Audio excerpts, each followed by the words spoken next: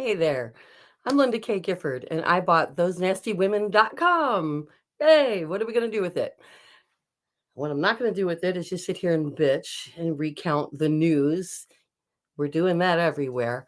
Yeah, I'm watching it too.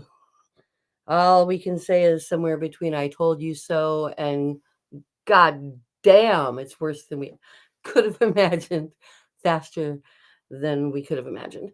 But the midterms are coming and everything is riding on the midterms.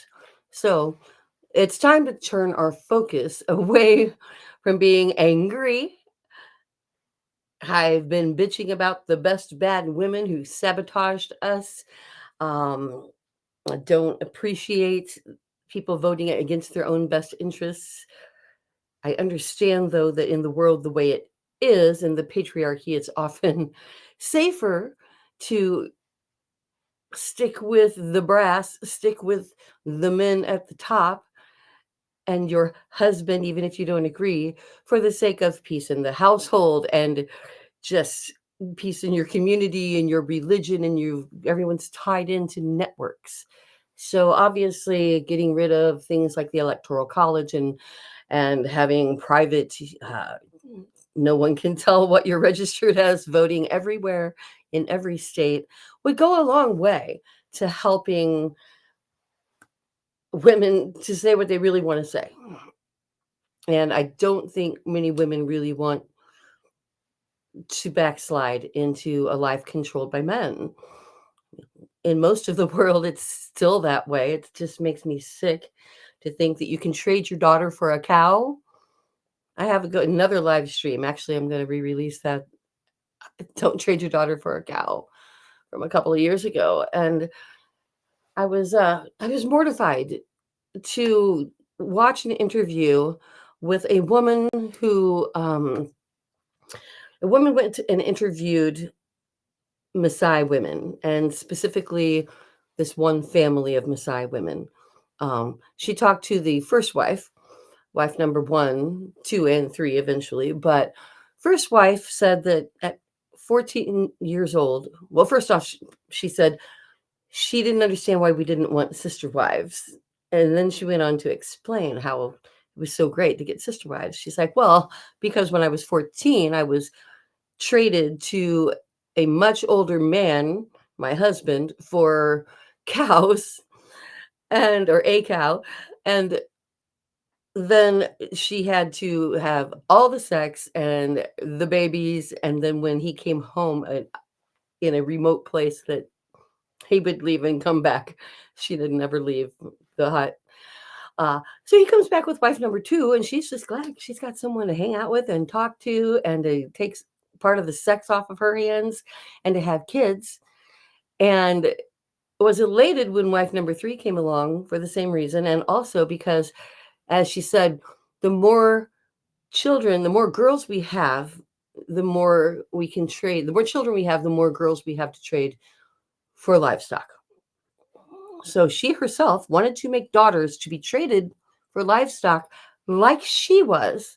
So within her perspective, you can see that, yeah, sister wives, that was great. I wasn't isolated. I wasn't all alone. But you're starting with a foundation of so much degradation, so much lack of human rights. Yes, it's her way of life. And she thinks that that's the way it is. But I think it is those of us with a higher level of independence. They're backsliding on us, but we've got a lot more power than most women in the world, those of us in first world countries and voting countries. However badly it went, this is a wake-up call. And I care about all the women everywhere, even the ones that don't know that they're being put upon, even the ones that stand up for the arranged marriages of their children to unite families and businesses, even for those, because they're ignorant. And ignorance is different than stupidity. And we've been treating it the same. And I think this is where Democrats went wrong. We looked around and we said, that's stupid. That's ignorant. No, they can't be that ignorant. And then when they are ignorant, we call them stupid. and we walk away and say, you can't cure stupid. But here's the deal. You can teach ignorance. So if we can't cure stupid, and we've already obviously lost this election, and we have to deal with 4 years of GOP madness, and you can see, I told you so, the madness is worse than any of us said. So if we have to deal with that, seems to me it is our responsibility to see where we went wrong. And where I think we went wrong, in part, is walking away from stupid and not realizing that stupid is really ignorant. We need to lighten up on our fellow man because they won for one reason. It would have been a nice strategy all along, but definitely because they won is a good reason. Because they're in control of our lives right now, and unless we take back a majority in one or both houses, we're screwed, like forever screwed. So this is, the last election, this election was pivotal. Now we're on a even worse place. Now we've done a 180. Are we going to bring it back? Are we going to bring it back? So I think we can do that. And I think that we need to reach out and educate now. Educate. Stop calling everybody stupid. That is ignorant. Surely they can, they may be drinking the Kool-Aid, but right now it's getting flung on them too. Nobody likes Kool-Aid getting flung on them much. And I think that pretty soon we're going to have a whole lot of wake up. And I don't mean in the woke way. I mean in the wake up way of, oh dear God, this is going to get grandma out of the nursing home, and we're going to have to take care of her at home. And while I do think it's lovely to keep your family at home, and I hope to do that with myself, if anybody's listening, kids, I won't be in any trouble. Yeah, it's not possible for a lot of people. Imagine having to give up your job to take care of your parent with dementia or who needs routine dialysis or something. It's hard enough. It's hard enough. And again, I don't want to get all bitching about the news because we've been there. Although a rapist, we've got rapists all over the place, heading the country, heading the military. We don't care. And we collectively, and unfortunately, you can say all day long, well, you don't feel that way. But when the rest of the world looks at us, they look at us collectively. They think those Americans are whatever our figurehead is. When they're not on the ship, all they see coming first is what's on the masthead. And that is Trump and the GOP. And that is rapists and unkind, unempathetic people who have turned our democratic republic easily into an oligarchy because the never pushed envelope of the presidential powers is now being revealed. Presidents, by law, damn near have the power of a king in this country. So we're going to need to change that. We're going to need to change, hopefully abolish the Electoral College. If you don't know why, because it's based on territory instead of on number count. I think every person should have a vote. And also, why do individual states have individual differences in human rights? That doesn't seem right. All Americans should have the same laws. So we need to work towards unifying state laws and federal laws. Federal laws are supposed to do that. But with the Supreme Court throwing everything back to the states that the feds do, or did, and they won't now because now they're all together on the same team. Yeah, we're in trouble.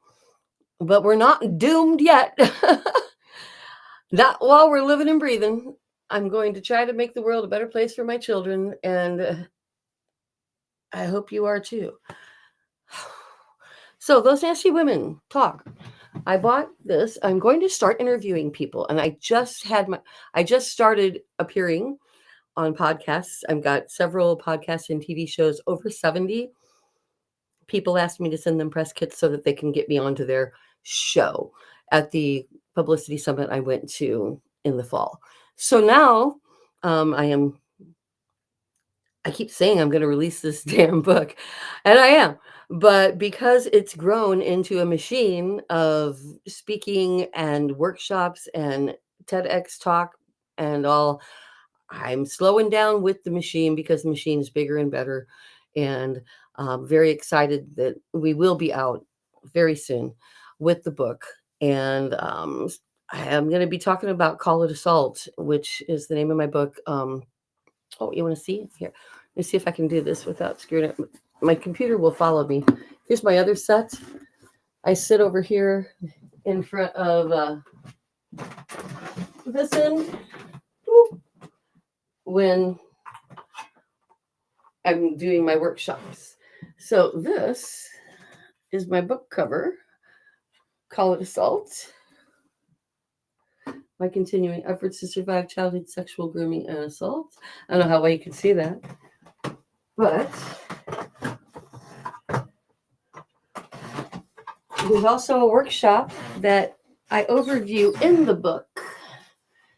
And here is the cover of the actual workbook for the workshop, Thrive in Spades. 6 steps from trigger to happy. So,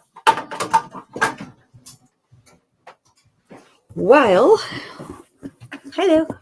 we are going to continue, what I want to do is start turn Those Nasty Women into an interview show. And then very, very shortly, I'll be back. As soon as the book is released, we start the workshops again. And this time, I keep threatening to go to podcasts. I keep doing lives, but I've honestly never loaded one onto podcast yet. So, again, it's a machine and it's about to roll. And I appreciate you coming along so very much. Sweet Survivor is my charity. It's not really a charity so much as a resource group. You can connect to RAIN there if you are in need, if you're being sexually assaulted yourself or know someone who is, if you have suspicious activity that you want investigated anonymously, you can report to Thorn. You can link to them straight through my website. You can visit the Consent Awareness Network. You can take the Thorn Pledge. You can attend my workshops. You can read my book excerpts. It all links through sweetsurvivor.com. And there's even a store. Most of what I'm wearing is usually from my store. It won't be there now because it changes all the time. I love these. These are adorable, from Kenya. I buy from women, artists, and entrepreneurs, and I have since 2017. So actually, my original venture started with my online store. I love this too. I can't remember who made it. It's from 10,000 Villages, I think somewhere in Indonesia, where we buy from women who are being offered an alternative to the sex trade. And the poverty level is so bad that there's a real need there and throughout the world. And those are the people we focus on buying from. That and people in Africa, it's largely women who own their own companies. In the Middle East, it's women owners of companies. So pretty cool stuff. Sweetshoppinggroup.com goes to the same places, sweetsurvivor.com, sweetstuff.online right now goes there, and it's going to be merchandise that says sweet. We have sweet merchandise designed and coming out soon. So I'm going to get back off of here and get back to getting my manuscript finished. And it's not, I keep saying finished, but it's more like it's been finished for a long time. It's the new software that's even better for laying it out. It's endorsements and sponsorships. And I was just told that I need to send out 60 letters to celebrity type people all at once. And I'm like, there's one of me. There's one of me. I really need a staff. That being said, I really do want someone to co-host with me. So, I mean, just like once, twice, if it works out a lot, I don't know. But if you want to co-host, that'd be great. That would be great. Those Nasty Women needs a co-host. And I'll be leading my workshops by myself here again pretty soon. So talk to you then. Goodbye. Please visit sweetsurvivor.com. And start a $4.99 monthly subscription would be super helpful because I need $5,500 and I need it fast. I'm going to end the stream. Bye, everybody.